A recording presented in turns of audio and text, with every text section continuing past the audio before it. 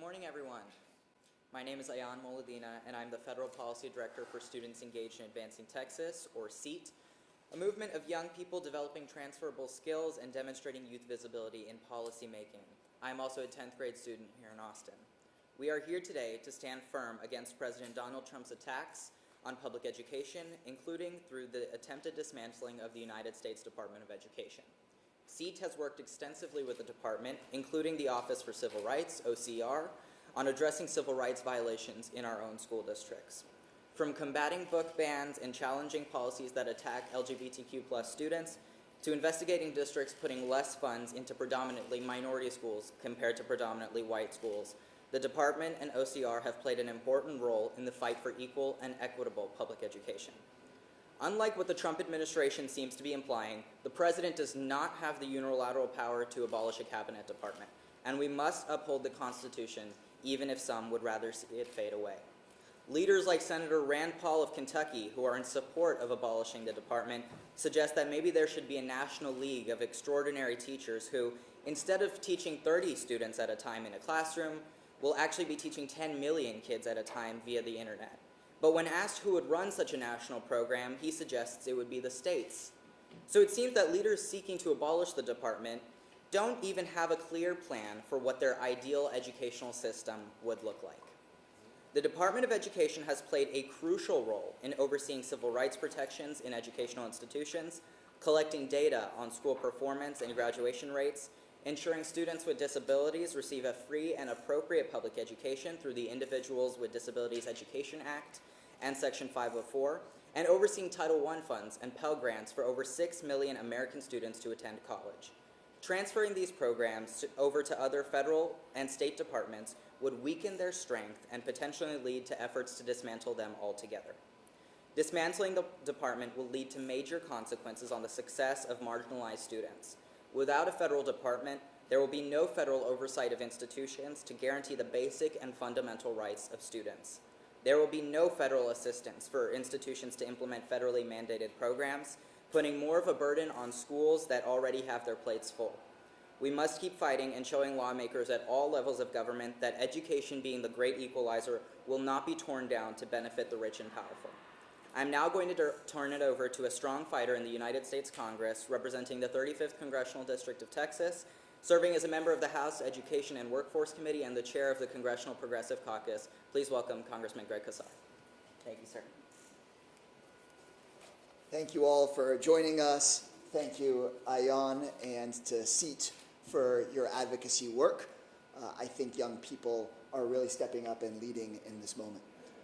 Good morning. I'm Congressman Greg Casar. I'm proud to represent the heart of Texas in the United States Congress. I'm also the vice-ranking member on the Education and Labor Committee in the U.S. House.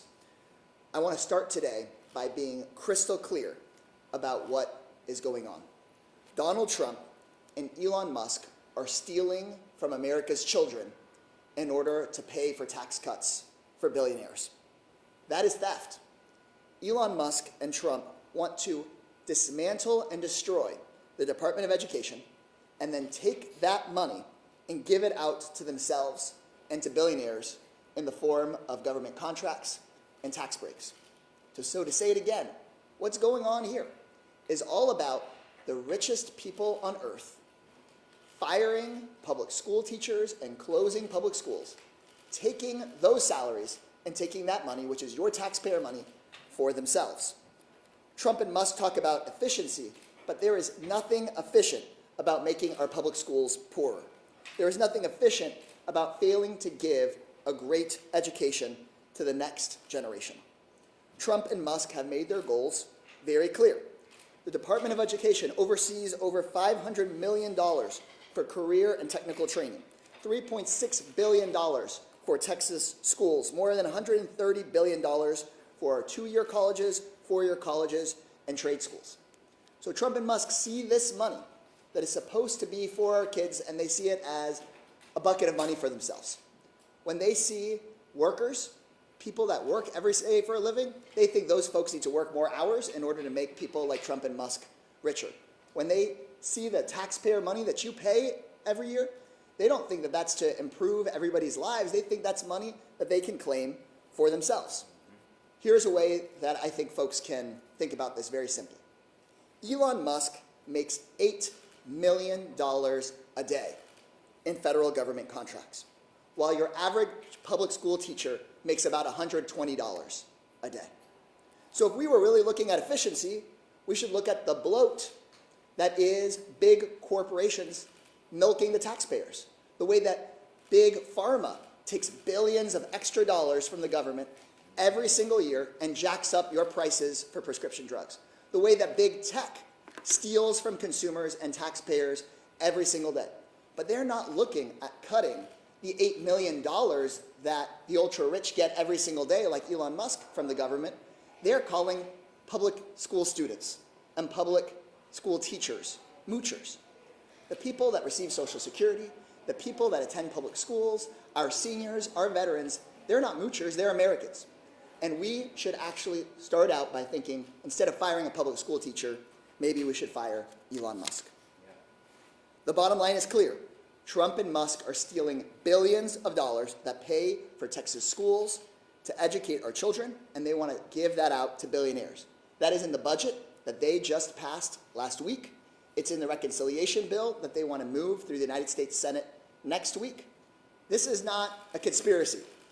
I was just on Fox News yesterday, and right before me was the U.S. Senator from North Dakota, and he said his goal was to extend the billionaire tax cuts from Trump's last term. That is what he wants to do next week, and they want to pay for it. And the way they want to pay for it is by shutting down public schools, by taking away Pell Grants, by firing public school teachers, by making our education in this state worse so that they can go buy their 10th yacht and their 15th jet and their 20th mansion. That is not right.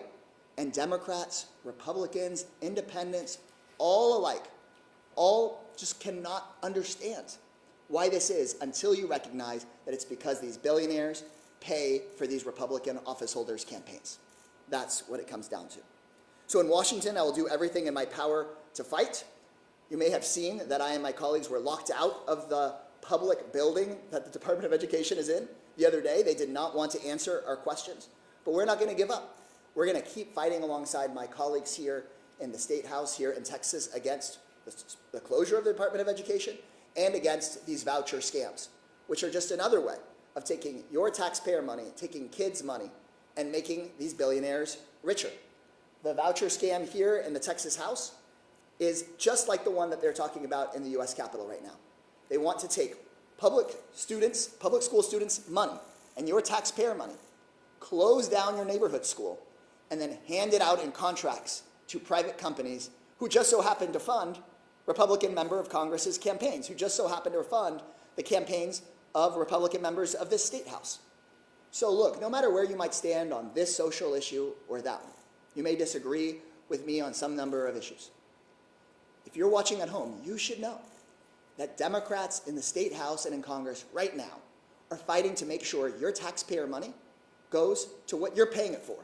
It goes to public school students, goes to public school teachers, goes to career and technical education. And what Republican members of Congress and Republican members of the State House want to do is take that money and give it to their donors instead. Thank you all very much for your time, and I believe that if we engage in this fight together and bring people along with us, including those who may disagree with us, that we can stop these attacks on our public schools and have a great education for every single student in the state. Thank you, Ayan. Thank you, Congressman Casar. We are so grateful to have you as a strong advocate for Texas in Congress. Next, I would like to turn it over to State Representative Jean Wu, who represents House District 137 and is the chair of the House Democratic Caucus. Also, it was his birthday yesterday, so very happy belated birthday. But please welcome Representative Wu. Thank you so much. My name is Jean Wu, State Rep from House District 137 in Southwest Houston. I'm also the current House Democratic Caucus Chair.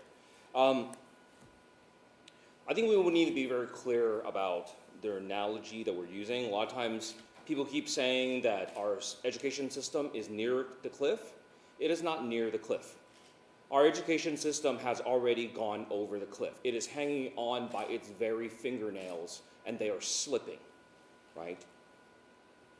the education and tax system in Texas is about to wholesale collapse if we do not act and act now.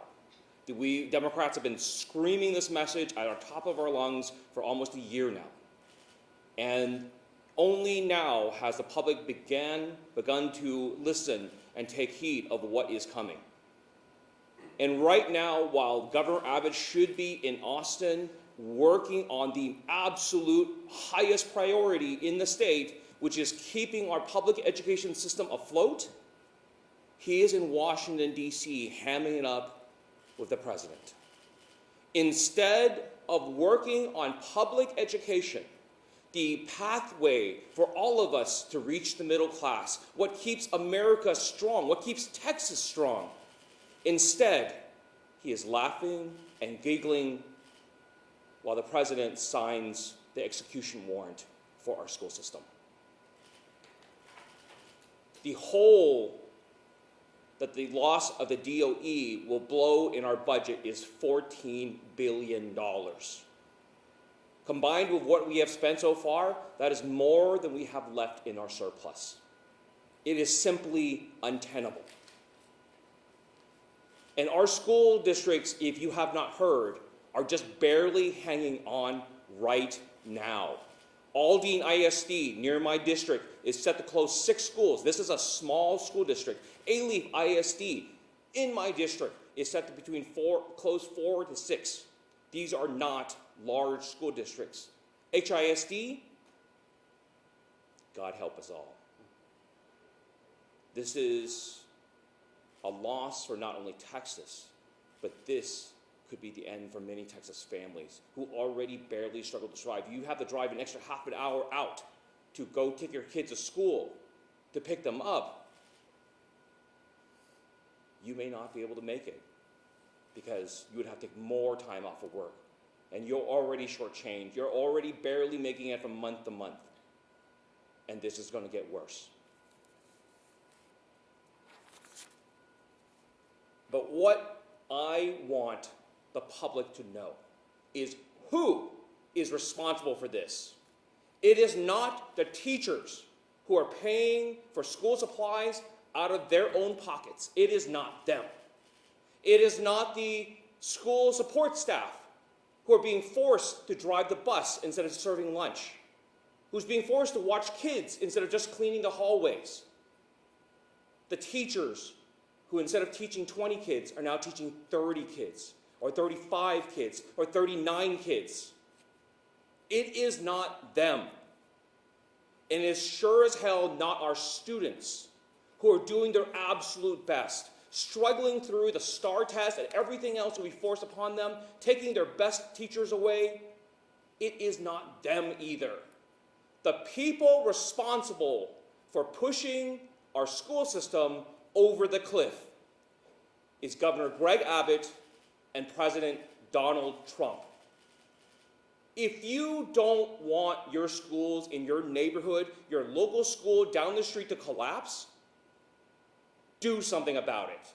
Make phone calls, show up, have a protest, do something. We have to act now before it's too late. Our children deserve better. Thank you, Representative Wu. Next, I will turn it over to Representative Gina Hinojosa, representing House District 49 and serving on the House Public Education Committee. She is a former Austin ISD School Board member. Please welcome Representative Hinojosa. Thank you. I'm State Representative Gina Hinojosa. I represent Central Austin in the Texas House. I also sit on the Public Education Committee in the House. And I want to just say how amazing it is that this was convened. This press conference was convened by a student. It goes to show that it's the acts of everyday people of all ages that are really going to be the power that takes back this country and fights for working people, and I'm honored to be a part of it, so thank you. I think that our congressman did an excellent job of painting the big picture of what is happening with this attack on the Department of Education. I would like to bring it to a more local level to talk about how this might impact everyday families in Texas. Let me begin by saying that the state of Texas has zero credibility when it comes to our students who need a special education. Let's remember just a few years ago when I was on the school board in Austin, the state put forward an illegal cap on the number of special education students that could receive a special education, 1.5% cap. It took the Department of Education under Betsy DeVos, of all people, to tell Texas, you're wrong, this is illegal, and you're hurting children. We perhaps lost a generation of brilliant children who just learn a different way because of this illegal cap that Texas put on our students. My own son waited for over a year to be evaluated for special education despite a request from me and his teacher and his principal, because our system had been blown up by a state that chose to save money and cut costs on the back of our most vulnerable students, our students in special education. And it's taken us about a decade to still recover from that. In fact, our school district, Austin ISD, has faced almost the threat of takeover from the state because it is struggling to work its way back to meeting the needs of these most vulnerable children. It is entirely inconvenient to educate students who need a special education because it's expensive. And the profiteers don't make a lot of money off giving them the education they need. And so we repeatedly see the establishment Republicans in this state try to save money on the backs of these children. Another example, Attorney General Ken Paxton joined with over a dozen attorney generals across this country to end the protections of 504 for Texas families. Again, a protection that my own son has the benefit of having a right to currently, and that's to give accommodations to students in the classroom so that they can do their best. This is under attack by Ken Paxton, who was in DC with Governor Abbott and Dan Patrick, giddy over this attack on basic rights of our students. So let's remember what this attack on the Department of Education means for everyday students. We are not against efficiency in government. We all want efficiency in government, but they are playing with fire when they go after the very protections that protect our most vulnerable students. I filed 2 bills in anticipation of this happening because we know that this was addressed in Project 2025, right? So we saw this coming. House Bill 5419 and House Bill 5288 require the state of Texas to take any federal block grants that we get from DC and send that money directly to our schools so that it's not stopping at the Texas Education Agency that has grown the amount of vendor contracts that it enters into in the name of education, right? That has grown its bureaucracy. So we're for efficiency, but we need those dollars to go to the classroom and to the students who deserve them. Thank you. Thank you, Representative Hinojosa. Next, I will turn it over to Representative Vicki Goodwin, representing House District 47 and a staunch advocate for public education in the legislature. Representative Goodwin. Thank you. I am State Representative Vicki Goodwin, representing House District 47. Our message today here is really very simple. It is fund our schools, don't fund vouchers. You know, what we see happening at the federal level with the dismantling of the Department of Education will have severe consequences here in Texas. And this session, as I am serving on the Appropriations Committee, it has become very apparent to me what is happening and the consequences of it. So just as an example, $400 million taken away from our public universities because our state leadership believes there is too much DEI, and this is coming from the federal level as well. Too much diversity, equity, and inclusion, and when we dug into what exactly do you mean? Well, health research institutions are worried about health equity. Yes, because we need to make sure people, low-income people in particular, have access to health care. Now, what we're coming to understand now with the federal government cutting back on grants, this impacts our research. Think about cancer research.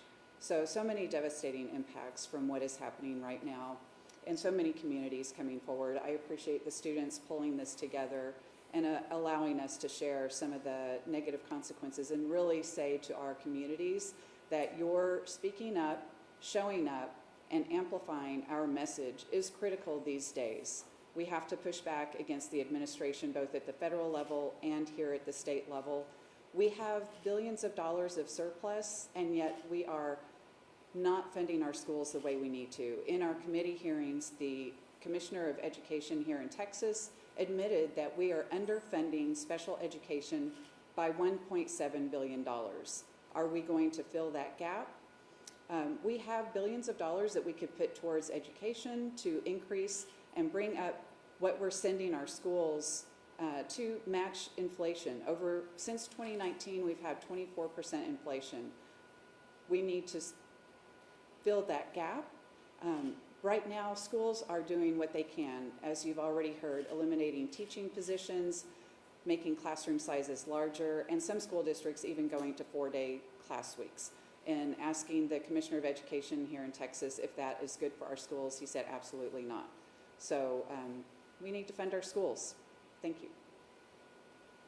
Thank you, Representative Goodwin. Our next speaker is a certified teacher and now Round Rock ISD School Board Trustee, Melissa Ross. Good morning. My name is Melissa Ross. I'm a trustee for Round Rock ISD and a fifth-generation educator and a proud public school mom. Let me say these plainly. Shifting control of our students' civil rights away from the federal government and into the hands of the state of Texas is dangerous. This state has a long and well-documented history of cutting corners and in many cases breaking the law, especially when it comes to our most vulnerable students. This executive order isn't about bureaucracy or parent empowerment. This is about oversight. The U.S. Department of Education isn't some distant agency. It exists to enforce the laws we've already fought for and won. Laws that protect students with disabilities under IDEA and uphold civil rights through the Office of Civil Rights. In 2022 alone, the office resolved over 9,000 civil rights complaints, including many right here in Texas. Without federal oversight, who's left to enforce them? Because let's be honest, Texas cannot be trusted to protect our students on its own. This is the same state that illegally capped special education enrollment at 8.5% for over a decade, denying thousands of students needed services. It still funds special education from a formula from 1991, shortchanging students by $1.7 billion. It held $2.2 billion in school funding hostage because our governor's voucher priorities didn't align with Texas values. Address the teacher shortage without better pay or decreased workload by placing undercertified teachers in classrooms without the training and support that they need. It routinely refuses a $400 million per year in federal summer food aid for hungry kids. And now they want more power with zero accountability. Meanwhile, schools face rising costs and unfunded mandates, and yet public school funding has remained flat while they hoard a record-breaking surplus. Here in Round Rock ISD, we have one of the few districts that passed a balanced budget, but we got there by making painful choices that affect real people. Nearly 90% of our budget goes directly to people, the teachers, the staff, and the support teams that show up every day for our kids. Even Representative Buckley admitted that his business costs are 22% more to operate today than it did in 2019. If that is true for private enterprise, then it is certainly true for public education. Round Rock ISD administrative costs are among the lowest in the state. So when politicians claim that there's still bloat to cut, that is not a reality, it is political theater. Now they're moving to dismantle the Department of Education to try to squeeze that dry sponge even more, with no plan to preserve its most vital functions. For Round Rock ISD, our projected federal support is $25 million. That includes $9 million for student meals, over $6.5 million in title funding for low-income students, English language learners, and those facing homelessness, nearly $10 million in IDEA funding for students with disabilities, and $400,000 in Perkins grants for CTE programs that prepare our students for college and career. This isn't just about dollars. It is about who ensures those dollars are used the way that the law requires, and who families can turn to when they are not. This is not about partisanship. It is about families, educators, and communities coming together with one shared belief. Every child deserves dignity, opportunity, and protection. Federal oversight exists for a reason, and Texas has shown us again and again that without it, too many kids are left behind. I would like to ask you to stand with your schools, stand for public education, and contact your representatives and your school boards to tell them what the people really want. Thank you. Thank you, Trustee Ross. I will now turn it over to a former science teacher and now the president of the Texas American Federation of Teachers, Zeph Capo. And thank you. And we're honored to be here today with SEAT. We love all of our partner organizations, but there is no constituency who has more in common with the educators in our state than the people who sit in the classrooms with them, and that's our students. And this wrecking ball of a decision will directly impact families and livelihoods. In particular, for us, the livelihoods of teachers, paraprofessionals, counselors, and other support personnel that are paid for by the $3.6 billion that come to the state of Texas. And we've heard the administration say, well, the money will still continue to go, but there's no actual plan for that. We've not been able to see it. It's not in writing. It's not been decided anywhere. And we have plenty of experience to know what happens with block grants.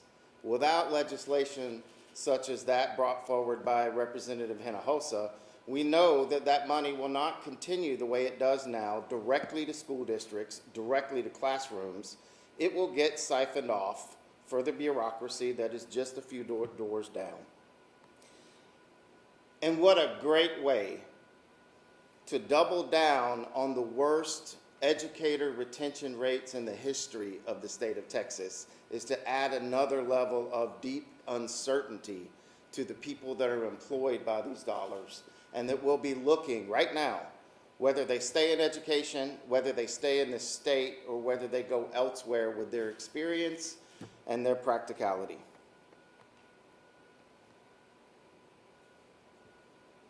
I want to echo what my colleagues today have said about states and school districts having control. We know good and darn well the federal government has never dictated curriculum. All decisions are made locally. But the issue is Texas could be the poster child for what's wrong with that issue without having controls. When the president talks about regulations like it's a four-letter word, those rules are what allow my colleagues, leaders in our organizations across this state, to actually have a fighting chance when they go to advocate because their principal or their school district has pulled the paraprofessional that should be there helping the student who can't feed themselves, when they've been pulled to go do bus duty, when they've been pulled into the lunchroom, when they've been pulled to go make copies for the front office. That is exactly what will happen when there are no regulations, because it happens today with the regulations. They're only as good as the enforcement. And that's already part of what the state of Texas does, is keep funding so low that no one other than our organizations are generally out there and able to enforce these issues. And it will be those kids who these funds are intended for that get hurt the most. You know, this is not a game, but this administration has consistently shown that they will treat us and our students like pawns on a game board. Seniors and disabled Americans waiting on their Social Security checks are not fraudsters. American families who rely on Medicaid for vital health care are not leeches on the system. And public servants whose positions in our schools and in federal oversight roles are not a waste. Thank you.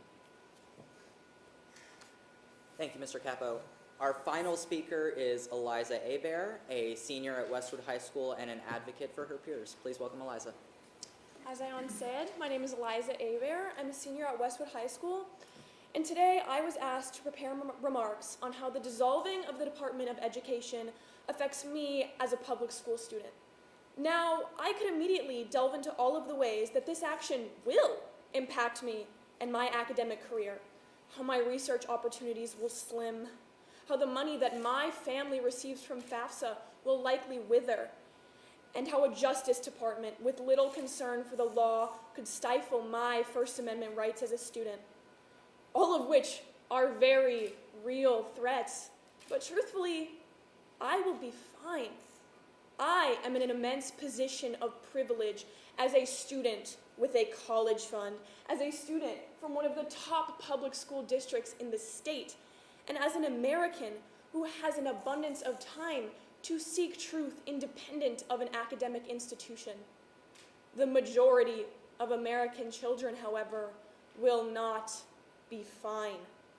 63% of American public and charter schools are eligible for Title I funds, serving nearly 25 million students. Contrary to the belief of this administration, Title I and Department of Education funds don't go to lining curriculum with critical race theory or whatever woke nonsense they claim our teachers are spreading. These funds go to toilet paper, to textbooks, to hand soap, to internet access for rural students, and to nourishing meals that millions of impoverished American children rely on. The reality of an education system without a Department of Education to disperse funds doesn't just look like poor educational outcomes. It looks like hunger and sickness and books so old that they are illegible. And it looks like a growing divide between the children of the wealthy and the children of hard-working, tax-paying Americans that have relied on the now broken promise that the government is supposed to make life better. Is this what we want? Do we not want better for our children? Because I know I do. Last time I checked, no one was saying the schools are too funded, they're too good. This administration may claim that they have devised some flawless plan to create a renewed image of public education, and honestly, the image of I have no clue because we haven't seen it. Meanwhile, your children, the future of America, are caught in the crossfires. As a student, I find it selfish, unintelligent, and abhorrent. I implore all of us today in this room to think of the children and young Americans who will be impacted by this action. Chances are, it isn't you, it isn't me, it isn't any of us here. It is the rural and underprivileged and middle-class students who benefit from quality public education the most because it gives them a chance to succeed, a chance to dream. This action leads the children of America down a dark, dangerous, and destructive pathway that isn't of their own design. As a student and as a human, I will not stand for it, and I encourage all of us here today to stand in strong opposition of it.